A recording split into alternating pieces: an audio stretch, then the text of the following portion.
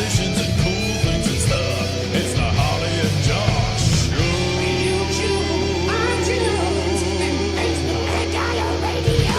Welcome Hello. to the Harley and Josh and Daniel Lee Harvey show. This is a very special episode as we are both off today. We are. Well, say today. It's this Monday. We are coming to you from the past. Oh my goodness! Well, aren't we always?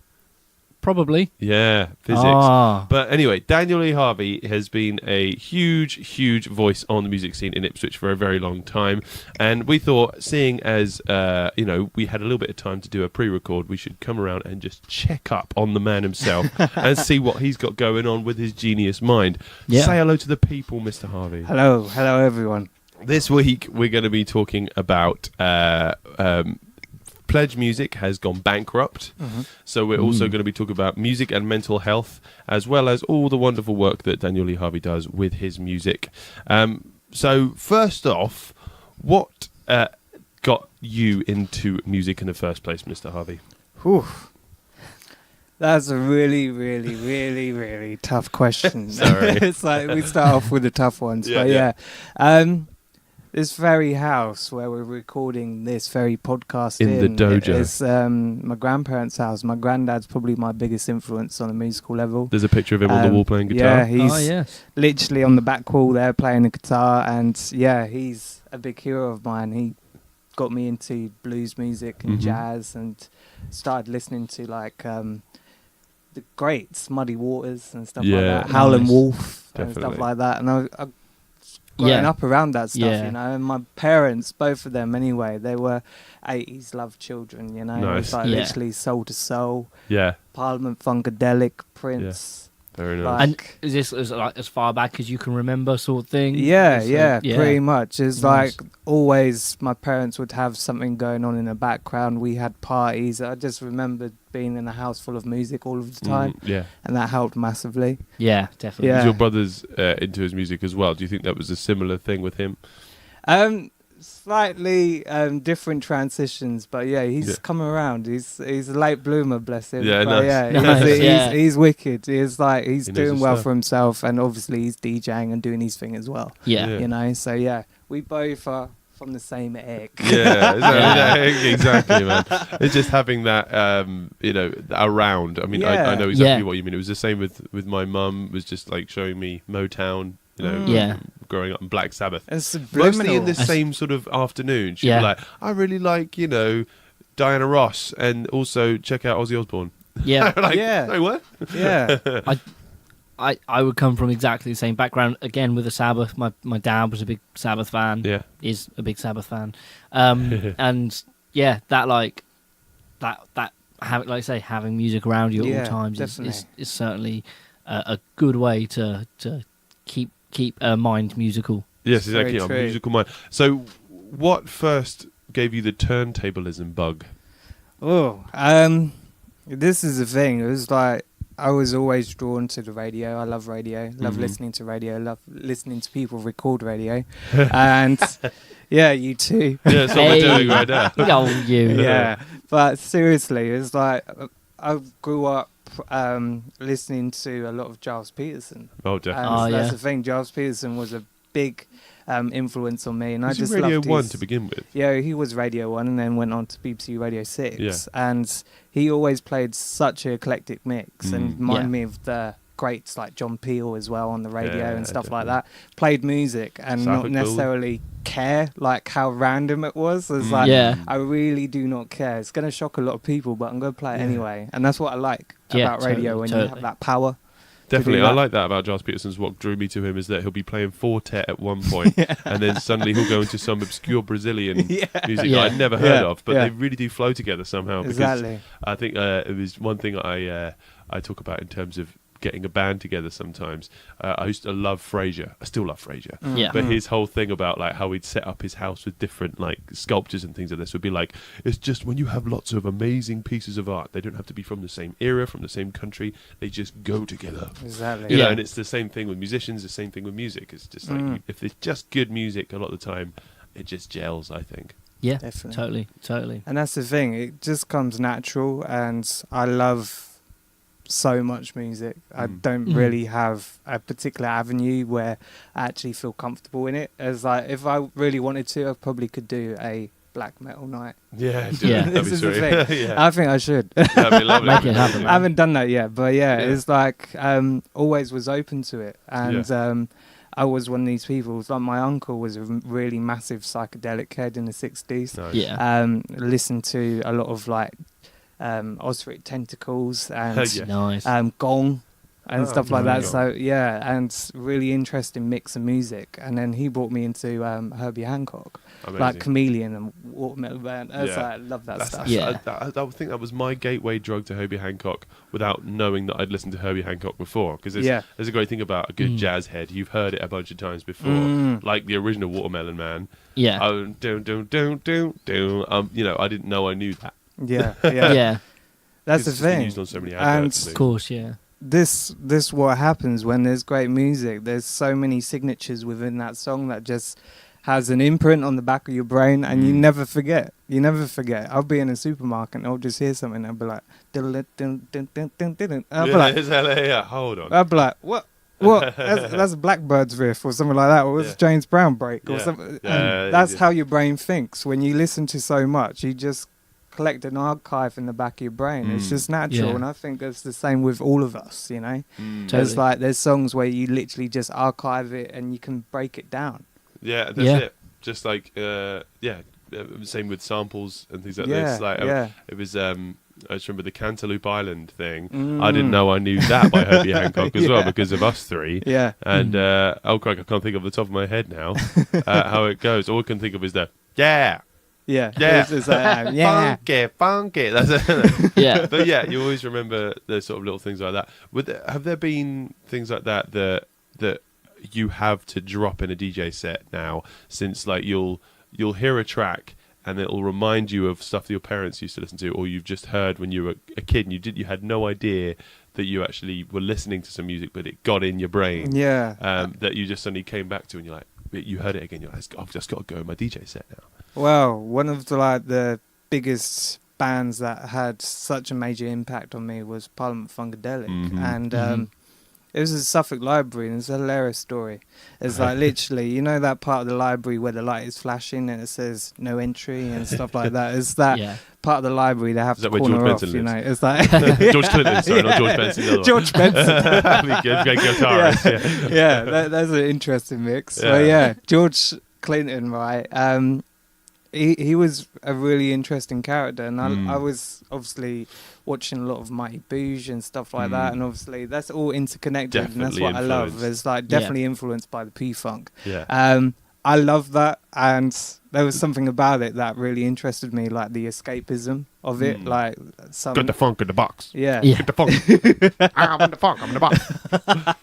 It's like some 1970s band literally just came up with a concept: why can't black people go into space? And they were saying that there's all this documentation of white people doing incredible things, but nothing with black people. So George Clinton created this concept of actually, let's send this huge collective of black musicians and artists into space, and One Nation Under a he Groove. said we're creating a soundtrack for that journey, and that's what he's always labelled that music as a soundtrack into space, which is cool. And if you listen to it, it's exactly what it sounds like. Exactly that. It's like when you listen to Mothership Connection, it's like literally, I was like, where's my Virgin ticket into space? I don't know where Richard Branson is at, because I keep hearing like he wants to do holidays to the moon, doesn't he? He's probably making it so that his island can suddenly shoot up to the moon somehow, like a Thunderbird or something. Oh yeah, That's it. Something like that. We have a nice long weekend. What did you think of the new Parliament album? Was it Medicaid? Yeah, it's an interesting dog? one for me, because obviously George Clinton's been hinting for a couple of years like he's going into retirement, and then he doesn't want to go into retirement. Hinton Clinton. Yeah, the really nice thing is, right, it's like he works with his family a lot, so his grandchildren and in the band and stuff like that, so he's still got that family connection. It's like people that tour with him at the moment, majority of them are either a family friend or actually a family member of George Clinton's. Yeah. And nepotism. Yeah. That's cool, because what he's trying to say now, actually want to break away from that. But passing the baton yeah, on almost. Yeah. And the nice thing is, Flying Lotus, Brain Feeder Records, he's actually going to be doing a solo project. Oh, wow. So George Clinton and Flying Lotus will be making an album. Oh, Actually, okay. Cool. Nice. Absolutely insane. Yeah. That's Sweet. hot That will be press. out there. Yeah. I can't wait Definitely. to Yeah. hear that. Yeah. But yeah, so I mean, what about DJing itself? Like, what was your first like DJing gig that you did? Oh, it's probably like family party and stuff like that. You know, it's just getting into it. There's like they'll give me a half-hour slot, and I would always pester the DJ. Yeah, some poor guy that's been hired. Yeah, right? And you know, we always have those. There we go, playing Agadoo. Those stereotypical people. Yeah, literally, I was that person. I was like, please give me just half hour, please. I was begging. I was like, please, can I just DJ for half hour? Always wanted to get involved somehow. So yeah, I remember I got half hour and I was just playing like the music I grew up with, and it was nice because obviously it's triggering reactions, especially from the crowd. If it was like a family thing and it was all your family that got you into that music. Yeah, so it's giving them, you know, they're playing them familiar music. Exactly. And it's resonating with them. Yeah, and then it went on to just playing in pubs, really. I played in Steamboat Tavern. Was that the first gig, you reckon? Probably one of my first. Yeah. Either the Swan or the Steamboat, I'm not sure. Classic. But I was in the Swan for a long while as a resident. Yeah, it was probably... one of the first ones in. Yeah. Last one's out. Ben Maher as well was a big... imprint on that place in terms of DJing, and he played such an eclectic mix of music. Yeah, he still does. But yeah, I DJ'd in there for a few years and then went off, did a few separate things. I've been all over really. Played a couple of places, obviously Distilled I'm at the moment, Distilled Republic, and that's been cool because Luke gives me the freedom to play what I want to play as a DJ, and he's so supportive. And there's such a rarity now where you're in a venue and you feel like you're under a contract, like you've got a ball and chain on your foot and you've been told what to play. And that takes away the gimmick of DJing, because me as a DJ, you create the atmosphere, you create the mood. You're not really a jockey, you're kind of more getting dragged along behind the desk, really, right? You're actually riding it. Just, like, I'm not from a world of DJing in terms of I've never been one to, or until recently have never been one to go out and kind of, my understanding for me growing up is DJs are the people at the disco at your high school who put on the play Agadoo and stuff like that. And it wasn't until... What year were you born, Harley? Agadoo. I don't know. I'm still there. Again, I never listened to the music to those kind of things because it wasn't my kind of music. Yeah. Or it wasn't music that resonated with me. And it wasn't until I did I think it was a skateboarding competition, or like it was an open day that I helped organise with Felixstowe Skate Park. Yeah. And Ben Maher did a DJ set, and it was just amazing. And I was like, this is people who want to be DJs. This is what, or people who are DJs, this is what they want to do. Yeah. And this is the stuff that they're like. Would that have been Soundwaves? Would that be Suffolk Soundwaves, you think? It might have been something like that. Yeah, because it would have had skating competitions as well. I think it. Yeah, it was with Felixstowe Skate Park. Once that opened, they did like a. As well. Yes, I think they did. Yeah. I think they might have had Silk and Steel there as well. That sounds about right. Yeah, all those guys were there if they weren't playing. Yeah. But it was great because it was just like understanding and like the seamless transition, and I learnt a lot in that one day about where the skill is as a DJ. Yeah. You know, and in terms of like that skill, like what kind of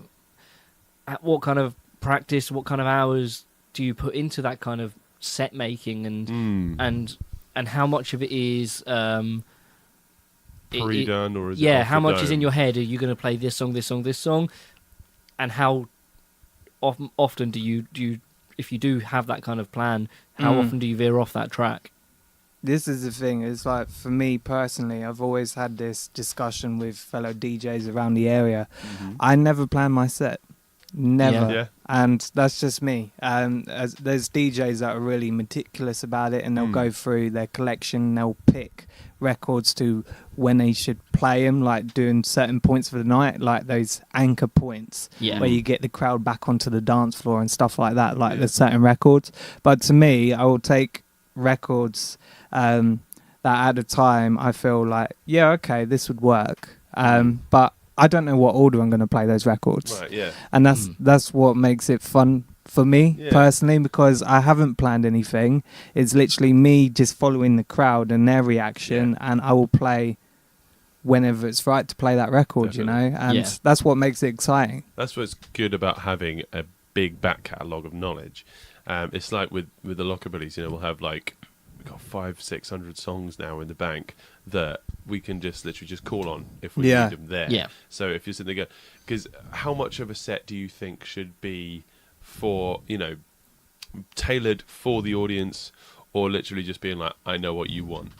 Does that make sense? Yeah. Because, I mean, you know, you obviously get people cut requests, you know, as a band. Yeah, you know, Harvey gets that all the time, and I get that all the time. Definitely. DJs just... You probably get it much well, more than we do. The interesting thing for me is they kind of leave final DJs alone. So if you're playing turntables, they know that I probably don't have their requests. So they kind of leave it to it, which is nice because people kind of like to see it as a little bit of a novelty, because there isn't many final DJs in Ipswich. Yeah, quite a few. They're like, what? What's like the biggest idiot you've ever had come up to you? Oh, too many. It's me, isn't it? You got the George Benson? No, I've got George Clinton. Oh yeah, that's the one. Yeah, that's the one. But one of the funniest experiences for me, it was actually this is a true story, and it cracks me up every time I retell it. It was actually in the K Bar, and I was DJing in there, and I was doing a night with Paul Hobson, and Paul Hobson's a wicked DJ as well. PH5 plays a lot of funk, soul, boogie, hip hop, and we were just bouncing back and forth. I was playing records, and this woman come up to me and she goes,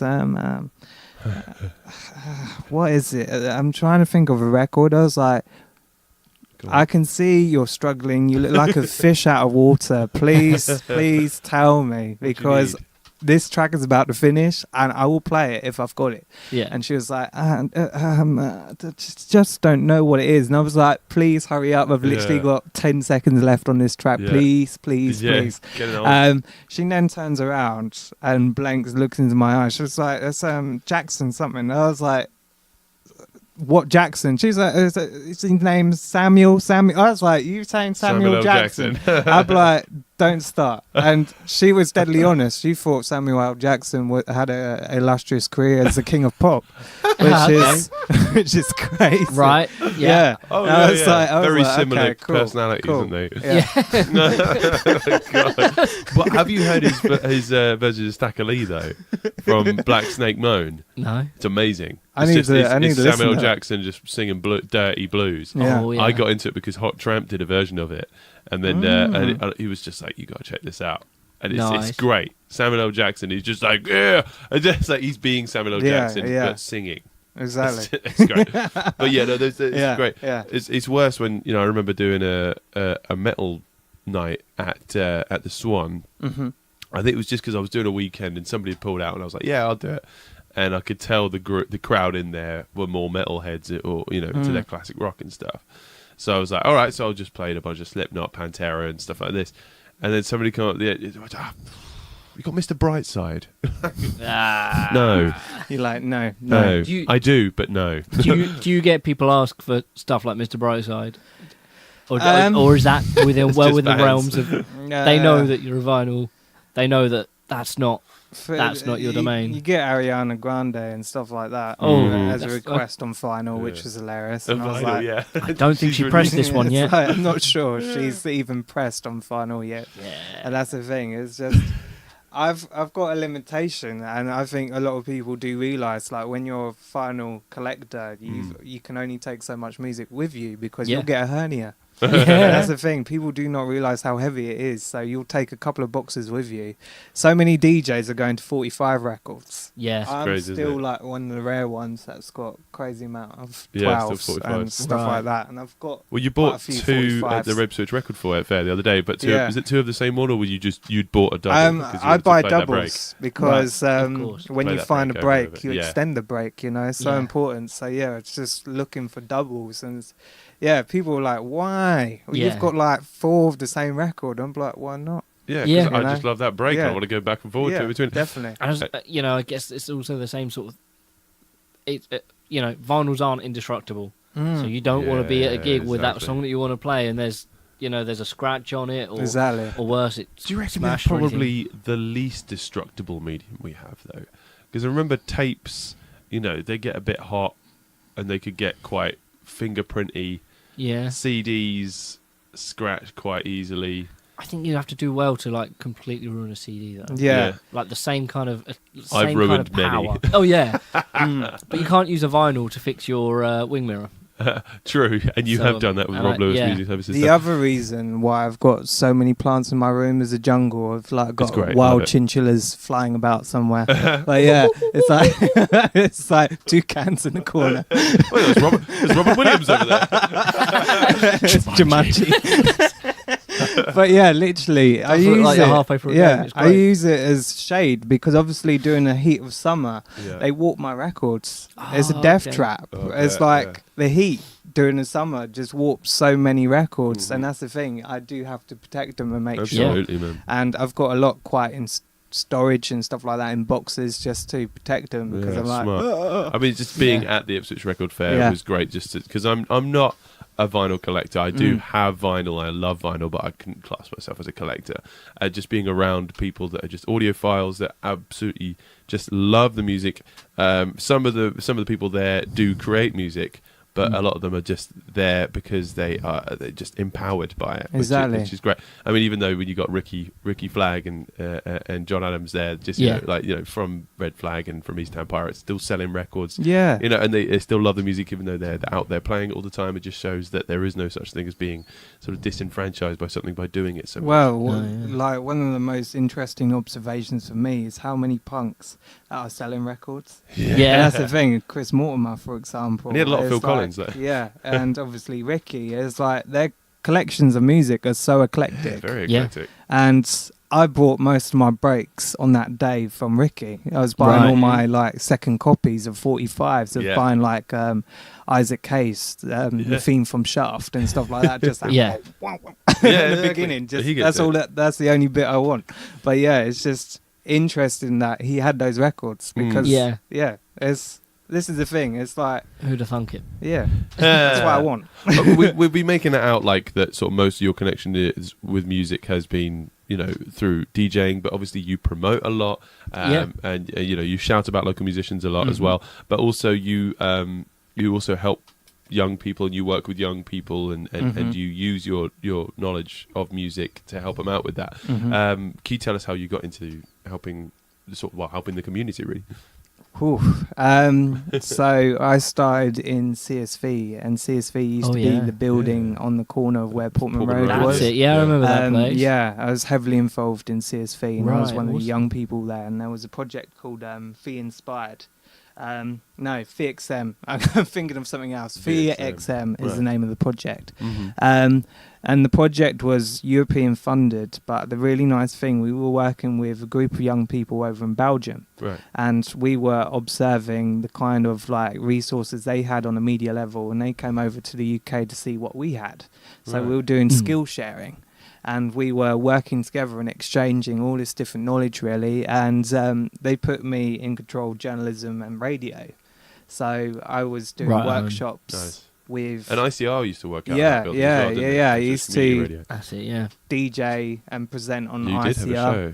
Yeah, and on IO radio as Yes, well. So exactly. yeah, there's like I've been about. Yeah, Yeah. no, And exactly. Yeah. Ipswich Hospital Radio was the first place where I ever Right. had a Okay. show. Cool. Yeah. Broadcasted, because the nice thing about it was it's built like a submarine. When you walk down it, you're like, oh my god. It's Yeah. Within all the pipes. Yeah, and it's a really interesting part of the hospital, because there used to be like the radiotherapy stuff like that. It's like really interesting. Literal radio. And then I go got down. FM radio, just Yeah, doing it's like radio, cool. It's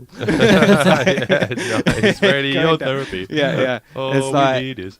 Went down, and there's the second studio, and they've got all the old tape decks and stuff like that. And Nice. I learned that equipment, and I wouldn't get that experience if I was to have done a, you know what I mean, like a trainee course through the BBC or something Yeah. like that. Yeah, It's like true. really obsolete equipment, Yes. and they trained me up on that. But it's slap happy equipment. I think we all have to learn on that. It's like with Oh, yeah. old PAs that we used to Yeah. put on gigs with. You know all about that. It's just like if You work with what you got. yeah, if you Exactly. start off with the swankiest of the swank, then you only know how to use really good gear, Yeah. and you don't know how to make something bad sound good. And this is the thing, it's like you problem solve a lot, as well as like there used to be quite a few problems when it came to the recording process. Yes. Yeah, I bet. Because it's obviously old equipment, and it's lovely equipment, but I was just like, we had It's a lot mechanical. of hacks. Yeah.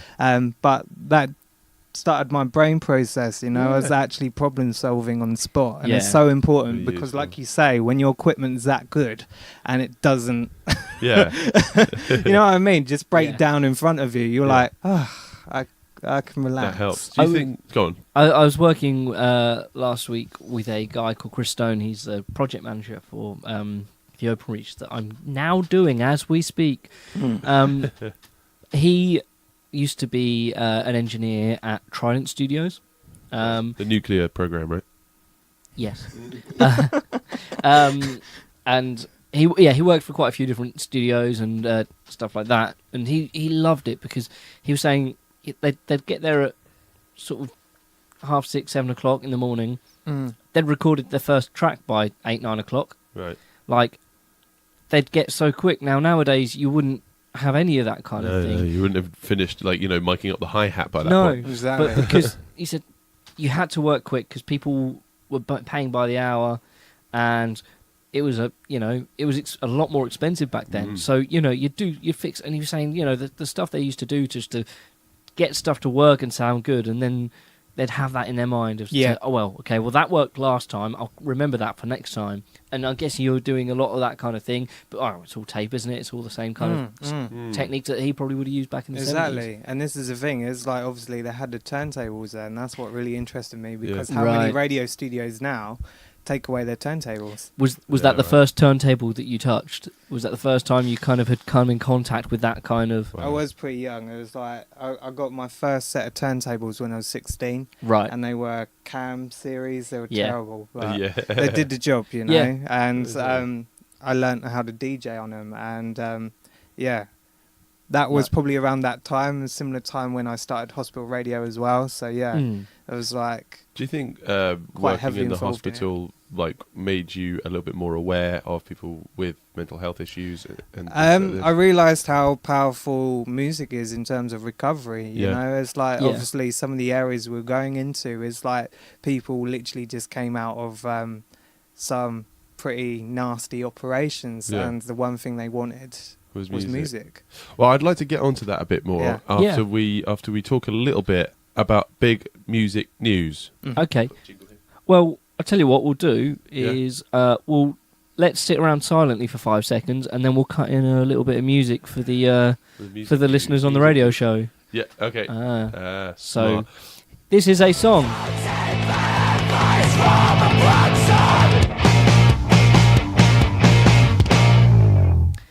That was a song. So we don't know what it is. So then do you want to add the news jingle? Yeah, so let's add a news jingle.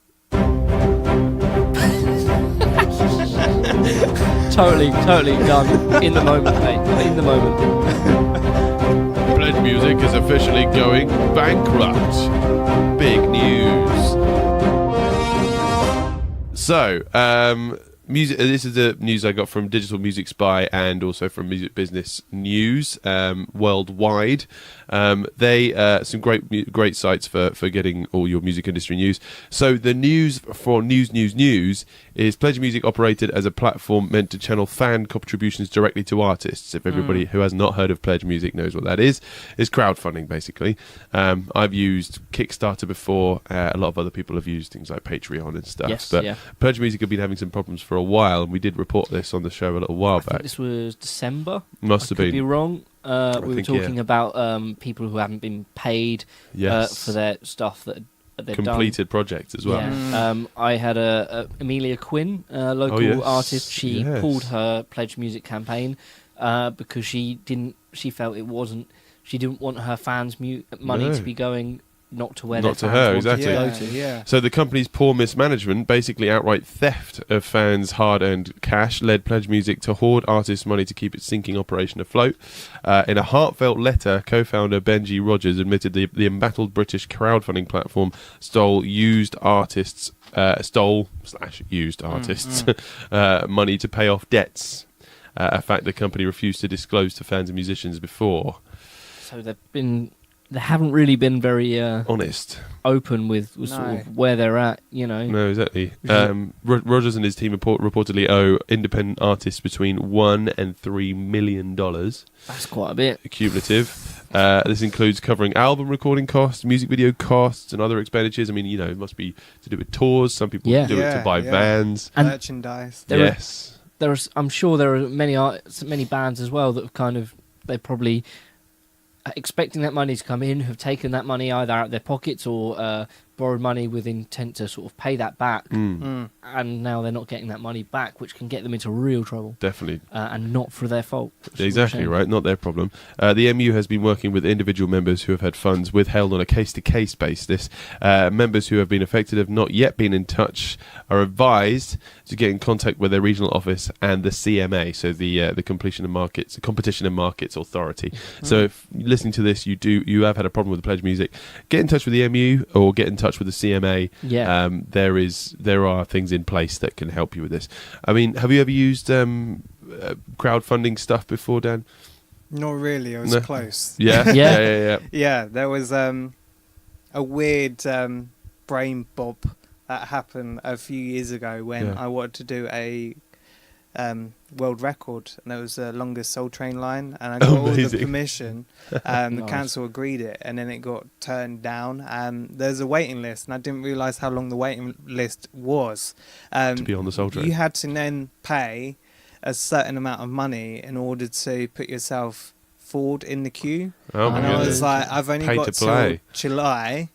To get the funding would run out. This is the thing. You actually had to pay in order to get the recognised officials from the world record. It's like lobbying, and it's just a really long-winded list. And really obviously, annoying. I was like, this is not worth it. I've always ducked Pledge Music more for the fact of because so I used Kickstarter before, and I thought because it's a very wide platform based thing, so there'd be people funding games, films, art. I bought some pedals, some custom guitar pedals from there. Yes, you did. Was it the Fly or something? The Game Changer. It was what was it called? Plasma thing. Plasma. Game Changer Plasma. Yeah. But so that was. I just thought, okay, if I'm on the Kickstarter site, the music section isn't quite as convoluted because it's not specifically for music. But you know, they do take quite a big commission. Pledge Music, I've the only thing I've heard about them is after this bankruptcy scare, and just paying fast and loose with money that is not yours. Is just dumb. Yeah. It's so leave that for the banks to do. Like, burn money to burn. But anyway, so if you have had problems with this, please contact the CMA and let us know if you've had problems. We'd like to hear your story. Definitely. Happy ones, sad ones. Yes. I hope it's happy ones. We'd like to hear if anyone's managed to get their money back and stuff like that. We even effectively, obviously, funded something that became really successful or something like that. I would like that. There are some great stories that have come out of those kind of things. Like a Lockabilly's album. Is it? Lockabilly's album. Amanda Palmer as well. No idea. She's pretty much funded her career off pledging. So members of the public will pledge and be a part of her creative journey as an artist. That's and good she's to know that very kind of stuff. transparent about the entire process and where money is going. And is this day and age, being able to be transparent is so much easier now, isn't it? Because you can just put it in your Insta story or on Twitter and things, and people can actually know what you're doing. You can do that on the websites as well. Like on Kickstarter, you would be encouraged to sort of be updating people on it. The problem is it's not the best social media platform. It's people aren't going back there and checking. Oh, I wonder if anybody's liked my comment on Kickstarter. That's people it. look on Instagram. But anyway, on to different things. So you have for the thing I thought about this morning. Jingle. Thing I thought about this morning. Jingle. Yes, we thought it would be a very, very fitting thing to talk about music and mental health and what you yourself have done with it and what you've experienced and how it's helped people in the past. Yeah. What really do you think about music is something that just helps to switch people back on sometimes? This is the thing. There's genres of music is our brains anyway, they're so different. There's like, obviously there are people out there that have got a really indifferent opinions when it comes to my favorite bands and vice versa, and that's what I find interesting, like what actually makes you connected to that music. And I'm not feeling the same connection, and that's why I am so open to so many different genres, because when I was at the hospital, we had such a diverse range of requests. I bet. And some of the requests were hilarious. Like, I want Angel you to of play... Death by Slayer. Yeah, like Highway to Hell. Like, literally, I was like, oh my God. You're like, oh, tough crowd. I was like, okay. In I was like, ropes. all right. Yeah. And it's like, but It's you so could good. see, like, they got a sense of humour. And I was like, that's brilliant. But the interesting side of it was the fact that these people that were sitting in hospital, they were resorting more to listening to us on the radio than they were paying for a prescription on a TV. Yeah. We're still the only free service in the hospital. Right. And this is the thing, is like hospitals across the UK anyway, radio is usually the only free service. So when you're in that hospital for a long period of time, you're literally paying £10 a week to get your TV. So that's £40 a month, and then so on. It can collate to quite a bit of money, and you have to pay for your phone line, everything. And if you're in a hospital for that long, you're probably not going to be earning, and so it makes it very hard. So we're there to obviously to be a companion, like anytime, and it's 24/7. It's like literally we will have shows that are going on throughout the night. We will have request shows where people can call in. We also have specialist shows, and I used to do a specialist show. So I used to play like soul, jazz on a Sunday and stuff like that. And I recorded some shows, but I used to work a lot with other radio DJs that were on the station, because I was interested in their commitment to just making the patient's experience 100 times better. They were actually, they're in the hospital, we want to make it 100 times better. That's the main mission. That's a very good message to have, because I mean the thing of like getting into an industry, a lot of the time people are just they don't get the bits between from wanting to be a DJ and then being on Six Music or Radio 1 or something like that. You need to be doing those things where you help the community and you're there, learning the ropes from people. I think it grounds you as a person, when you have those experiences and you actually see it from another perspective. It completely grounds you. And the interesting thing for me is like a lot of the people that I was interested in terms of radio presenting actually made the same trial. Like they went into hospital radio, or they went into pirate radio, they went Radio Caroline and stuff like that. It's very rootsy. I like that, like the fact that your training ground is in an area where you will always have an audience, and that's the thing. True. Captive, literally captive. You've got a captive audience. Yeah. And they're the most honest audience you'll get. That's it. If you piss somebody off at that hospital, they will call you up straight away. I mean, Jenny Barton, friend of ours, a friend of the show, she actually said it would be a good thing for us to talk about it, and we've talked about it on the show before, and just points of how much power you have as a music provider to be able to give people back something that, especially with dementia sufferers. I've had this when I've played in old people's homes and sheltered accommodation, that somebody that will have not seen or spoken to anybody in months will suddenly have somebody there just in their room playing for them, and the lucky thing that I have of playing 50s and 60s music is this is kind of the stuff that will a lot of the time trigger sort of memories. A lot of the time they'll be like, oh, that song's awful. I used to hate that when I was little, please don't play it. I'll be like, cool, so you remember something though. Exactly. It's like you trigger some kind of memory there.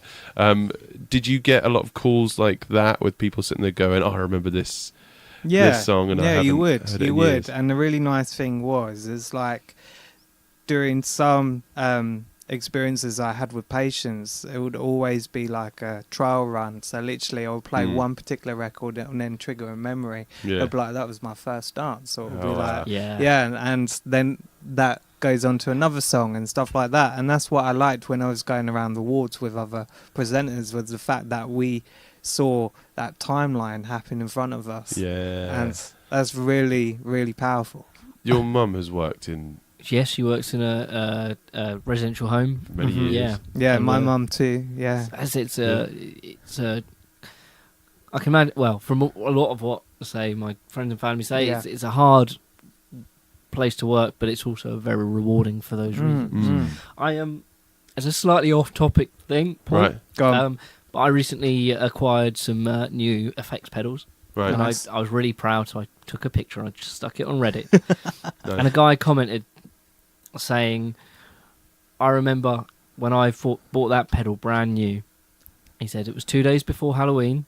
I was playing on the Saturday of that weekend, and at that gig I met a woman that I spent 20 years of my life with. Said she's not around anymore, but I will never sell that pedal because it reminds me of the day that or the weekend that I met my wife. Oh, wow. And it's like, I mean, it's not so much music, but it's still those triggering memories.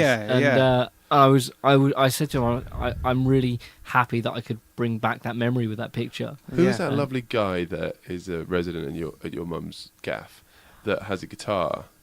Oh yes. Do you remember his name? Don't remember his name. That's really bad. But neither of us remember him. But No. he has a Gretsch, doesn't he? Yes. And he, I can't remember what was ailing him, but he did have this kind of.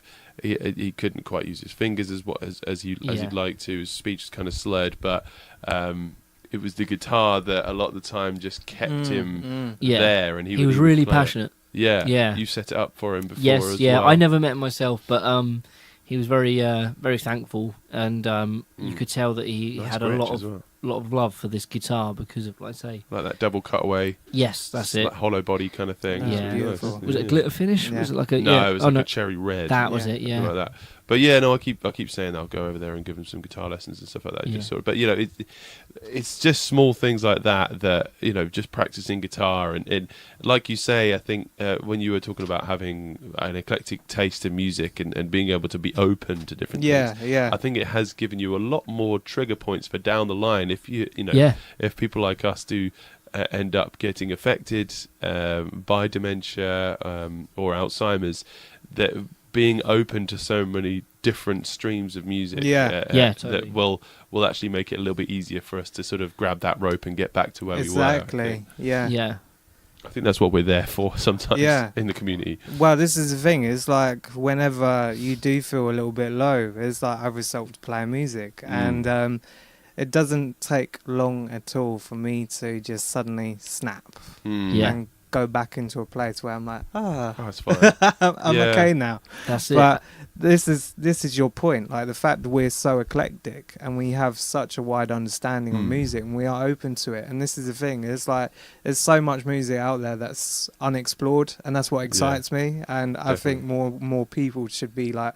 Even in this room, I mean, you need to explore this room just to find some of the records. There's like we've got Afrobeat, we've got Brazilian. I'm going to take a picture of your shelf and put it as my desktop background. That's great. That's literally is the best. But it's like this is the thing. Plants, vinyl, Yeah. good music. That's it. Yeah, Nice. it's like I've got my turntables in my room and stuff like that. It's a great space. Most and of this the is time, if thing. I find that I'm having a bad day and I'm in a really crappy mood, a lot of the time it's because I haven't listened to any music and the house is too quiet. Yeah, Oh yeah. I've been driving around and then I haven't had the radio on, and as soon as I put the radio on, I swear you just forget some of that stuff. And I think, It just gets you out your head, doesn't it? yeah, Spending too much time inside your head, you get this kind of weird, like you get like a brain feedback. yes. Yeah, you do. Your brain go around in circles and stuff like that. You need something just to jolt it out of that Exactly. kind of that cycle. yeah, yeah, And give your mind a bit of a direction. And a song is a very linear yeah, thing. yeah. Yeah, I mean, I wish I'd brought some more figures, because some of the research that I did finding out about music and mental health from when Jenny requested we talk about it a while back was just so amazing, and just how little residential homes or charities have how little money they have to actually plough into music services for people to really see results better than so many other treatments. Yeah. So I think more research into it, I suppose. Certainly. Yeah. Hopefully the future is looking bright for what we as musicians can do for other people, and what music can continue to do for us. Exactly. It's like the interesting thing for me is like I worked from two sides of the coin. I worked in education. I worked in youth work. Yeah. I walked in to a little bit of mental health work as well. And the interesting thing for me was how much is predominantly donations. Yeah. Was the fact that there was such a level of commitment to that organisation where we had to make such an effort in terms of community engagement. Yeah. Like we had to connect to so many different businesses, to so many different partners, and we were doing skill shares and saying, can you help us out? Yeah, Can you of help course. us paint and stuff like that? And that was what I found interesting, was how I was in a building and so much of it depended on actually others helping us out. Yeah. And Community effort. just you're being right. kind, you know, Outreach. and that was incredible. And when I worked as a youth worker, it was like one of the first things I looked into was obviously how can I get back into promoting music. Yeah, of course. And Well, you did some really interesting stuff with 4YP, because I remember you doing big talks about certain genres of music. I did. How did they work? Well, I mean, So me, I've always been interested in learning about the backgrounds of genres of music, and I was trying to connect it to what was happening and what was relevant. And obviously one of the most predominant issues in the area at the moment is obviously youth services being cut, and the fact that there were young people that were about, and obviously it's just trying to find other avenues, escapism, and obviously sometimes resulting to negative ways of actually dealing with that. And it's inevitable sometimes, isn't it? Yeah, and my perspective was I'm going to do one on hip hop, because hip hop to me as a genre of music is so powerful, because when it was created initially in the Bronx, in one of the highest crime areas in the whole of America. Yeah. And overnight, when music started to be recorded and pressed onto labels, right, and crime Demonised. levels were going down. Yeah. And even though it was still demonized, though. it was it was still blacklisted. It was literally it was like, no, this music will always be seen in a really negative light. Yeah. And that side of it is not taught. And there's so many people that we know from this from our community that if they didn't have music or they didn't have hip hop music, they would be on the wrong side of things. Exactly. Yeah. And this is the thing, it's like, that's why Global Village is really good. And just all the CSV stuff and all the stuff that Angel does with the female future female society and all these people just sort of getting music instead of Exactly. You know, and was it volunteering matters and stuff, Yeah, and all that yeah. thing, the CSV things. So yeah, I don't know, but we need more of that, Certainly, especially in those talks that you did. I'd love for some more of that to happen. So I guess we can. I'm we can trying go in to together look maybe for another place because I'd like to do Yeah. something like that. So Right. Yeah, Yeah. if you've got the if contacts anyone and- is out there listening There you go. in, who's got a contact, help me out. contact Yeah. us. We'll put you in Yeah. contact with. We'll put your people in contact with his people. yeah, Thank you. your friends and my friends, and then we could be friends. Yeah, definitely. Yes, is there something you want to plug before we sign off, sir? I know that you do have a gig coming up at the Three Wise Monkeys. I've got a soon. gig in Three Wise Monkeys. It's with Big and Home. It's Jack Sunaway's new band. It's a trio, and Nice. they do jazz, funk, Nice. hip hop fusion. It's going to be nice. And Is that with Alex Coons on guitar? Alex Coons on Thought he guitar. might be involved. Yeah. he's involved. I'm trying to think of the third member. Tim off Norman? my- I think it is. Tim Oh, Norman yeah. on drums. Yeah. I could be wrong, but Yeah, I mean those guys yeah. work together a lot. So Yeah. And that's Yeah. the thing, is like I know Jack Sunaway for a long while, and he's an Great amazing musician. I Great. played with and him on the great Girls of the taste Internet of stuff. music as well. Yeah, He's one of yeah. those people that will come up, and I'll be like, a decent request. He'll walk in and be like, "Can you play Jill Scott You played Golden?" Samuel L. Jackson. Yeah, beautiful. Cool, man. awesome. Yeah, thank you so much for inviting you Thank into you. your Yeah, man. beautiful, beautiful home. No problem. And thank you for doing what you do, and just keep doing it, my friend. Thank you. Oh yeah, date. I didn't say the date, Oh did I? yeah, when is it? It is June the 8th. June the 8th. Yeah, Awesome. the Three Wise Okay. Monkeys in Yeah. Ipswich. Sweet. Is there any dates that you want to plug, Josh? I suppose this weekend coming up, if I'm actually, Yeah. we're talking about the future, Yeah. I am in Rattlesden at the Five Bells on Saturday. I am at the King's Head in Stutton on Friday. And on the Sunday, I am actually at the Salutation doing a Josh Locke solo show, Oh, nice. 3 till 5. So I've got Great. the Lockabilly's Friday, Saturday, and solo stuff on Sunday. So if anybody can make that, that'd be great. What about you, Nice. Harley? I've got a triple attack from the Chart Boys Okay, Nice. and a girl. bring a defibrillator. Ooh. So on the Friday, I will be playing at I can't remember the name of the event. Party on the Pitch. There we go. Party on the Pitch, Party cool. on the Pitch Party on the in Pitch. Sax ITFC. London. Oh, right, okay. Oh, yes. Yep, that's on the 24th. Is it Six Medium or is That's it the Wickham Friday. Market? Could be Wickham Market. It's Wickham Market. Wickham It's Wickham Market. It's all around that area. Yeah, Um, yeah. I'm also at the Half Moon on the Saturday, on the 25th. Very This is nice. a 60th birthday party. However, Crash they're it. open to everyone. They're That's keeping it what I open like. because they don't Nice. they want Yeah. to be turned away My from people. an evening of music. So we'll be doing that. Also on the 26th, on the Sunday, we are going to be playing at Trinity Sports and Social Club. They've got their beer festival, I believe. Oh, That's what it crikey. is. We'll be doing It's, two it's till getting three. to be that Messy. season. And and we're going to be joined by Bronwyn from Unline the Sky for that Whee. date, and Nick Keeble. No, Oh, amazing.